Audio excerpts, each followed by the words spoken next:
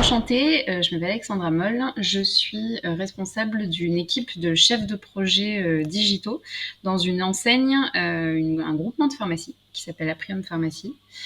C'est un groupement de pharmacie de plus de 450 pharmacies qui sont réparties sur tout le territoire français.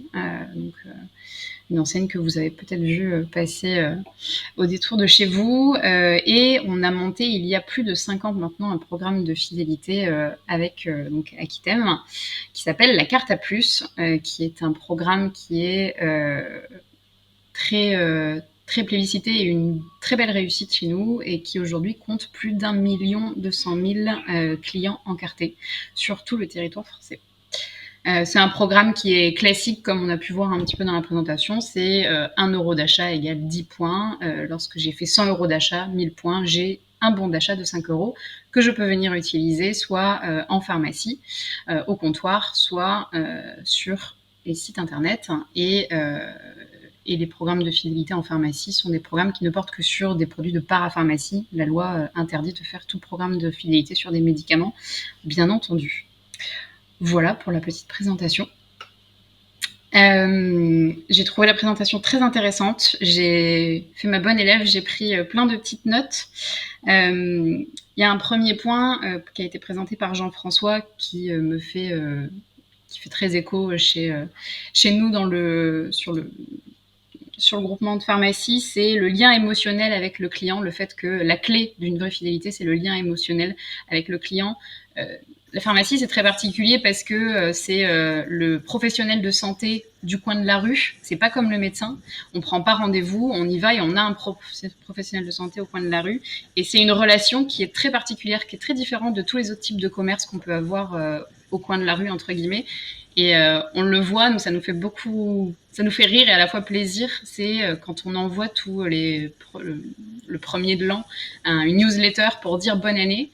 Et en fait, on a des dizaines, centaines de clients qui nous répondent, alors que c'est un mail qui est automatique, entre guillemets, mais qui répondent en disant « Oh, merci beaucoup, vous ferez la bise à telle personne, vous remercierez l'équipe, je viens dans 3 jours. » Enfin, on en a beaucoup et pour de mes expériences passées dans d'autres domaines, on retrouve ça nulle part.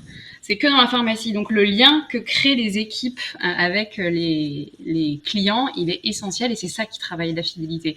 Oui, il y a la générosité de base, mais le lien émotionnel, il est essentiel et je trouve que dans la pharmacie, c'est ça qui fait la différence. Donc je trouvais ça effectivement intéressant.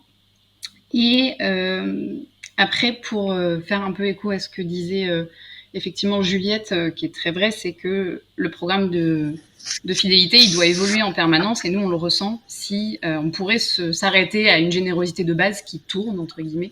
Et en fait, si on le fait pas évoluer, il y a un moment où on va lasser le client, on va créer une inertie qui finalement, à un moment, va décroître dans l'efficacité du programme. Donc l'innovation, elle est nécessaire et Aquitem nous accompagne très bien là-dessus. Et ce que disait Jean-François sur les programmes à palier, le fait que 3 niveaux de palier étaient plus intéressants que 2 niveaux de palier, effectivement, ça pose une réflexion sur comment on pourrait faire évoluer un programme qui aujourd'hui chez nous est un programme simple, un programme sans palier, pour faire éventuellement des programmes à palier. On est toujours en réflexion moyen et long terme sur ce qu'on pourrait faire par la suite.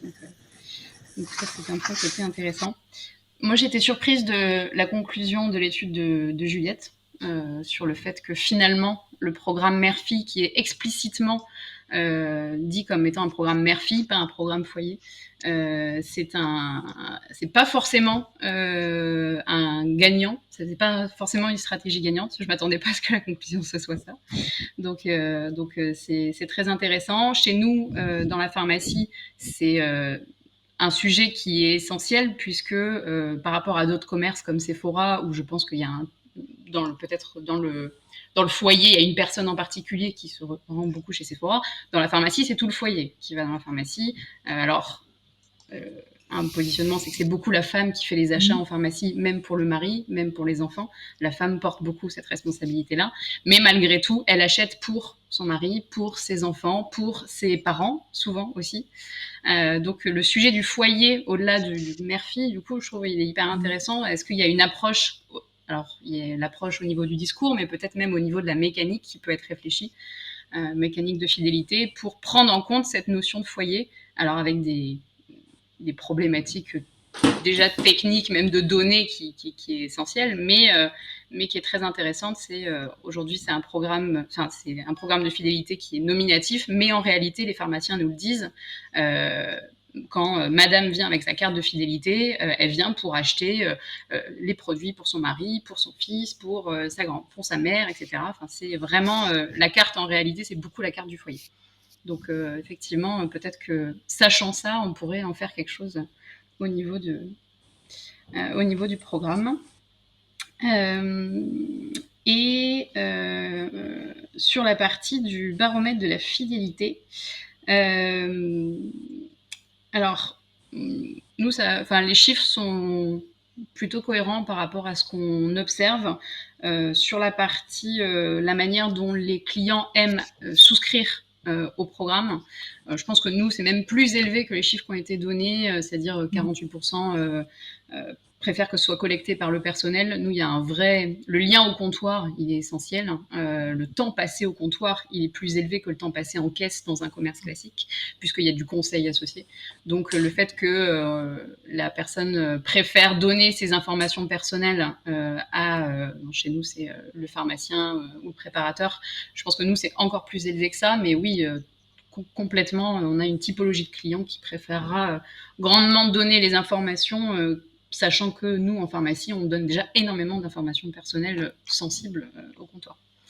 Mais on a aussi cette stratégie-là, comme tous les commerces, qui est que la population est vieillissante, la clientèle est aussi vieillissante. Il y a aussi une stratégie d'aller rajeunir un petit peu la clientèle. Alors, je ne parle pas de patientèle, mais vraiment de clientèle, là, pour le coup, puisque la clientèle de pharmacie, maintenant, elle peut aussi aller dans d'autres types de commerces. Donc, c'est pour ça qu'on a mis sur la partie, sur les sites internet des pharmacies, la possibilité de créer sa carte en ligne, de consulter son compte. Et en fait, c'est très plébiscité aussi pour un autre type de clientèle. Une clientèle qui est plus jeune, une clientèle qui va vouloir créer sa carte en ligne, faire 100% de ses achats en ligne, etc. Donc clairement, l'un est indissociable de l'autre pour arriver à adresser tous les types, toute la clientèle qu'on peut avoir, jeune, moins jeune, en pharmacie. Voilà. Et j'étais surprise et contente de voir qu'il y a encore 72% des clients qui veulent recevoir de la publicité. C'est un chiffre, auquel on fait très attention tout le temps parce qu'il faut trouver le bon équilibre entre pas de sursollicitation et en même temps informer les clients des infos qu'ils ont envie d'avoir puisqu'ils ont souscrit au programme de fidélité. Hein. Ils veulent savoir quelles sont les promotions, quels sont les services que propose la pharmacie, etc. Donc, c'est des chiffres qui sont intéressants à avoir et qu'on regarde avec attention pour trouver le bon équilibre. Et effectivement, pour rebondir sur le sujet de l'inflation, qui est un sujet qui nous concerne tout autant en pharmacie, qui nous a peut-être un peu épargné au début, mais très rapidement, pour lequel on a été concerné.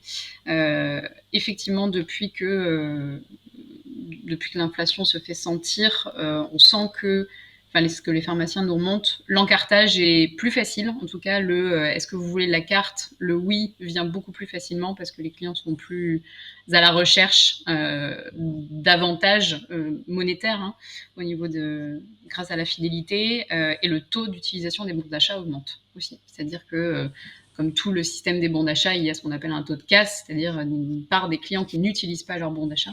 Voilà, depuis le début de l'inflation, le taux d'utilisation des bons d'achat, il augmente. Les clients sont bien plus alertes sur les avantages qu'ils pourraient bénéficier et qu'ils ne voudraient pas rater. Donc ça, on le ressent bien. Voilà, pour ce qui... Voilà, c'était très intéressant. Merci beaucoup parce que c'est pas un exercice facile de prendre à la volée en écoutant sans préparation. Et donc bravo parce que c'était vraiment très très intéressant.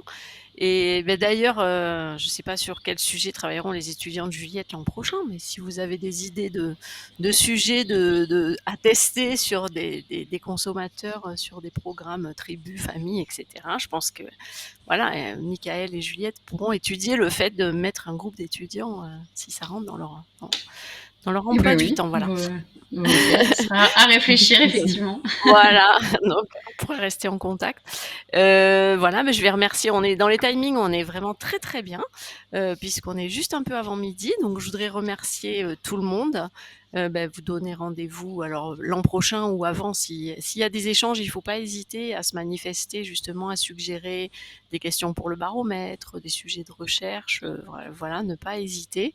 Et puis on note que l'année prochaine, l'idée ça serait de revenir sur un format en présentiel, avec alors bon, c'est Axel qui dit, hein, d'échanger avec les petits fours et un verre de vin, donc mais effectivement le fait de se retrouver pour, c'est plus convivial que d'avoir juste le chat. Donc à noter dans les idées. Écoutez, merci à tous et je pense qu'on va clôturer exactement à l'heure et bon appétit et bonne journée à tout le monde. Merci. Merci, au revoir à tous. Merci. Au revoir. Au revoir.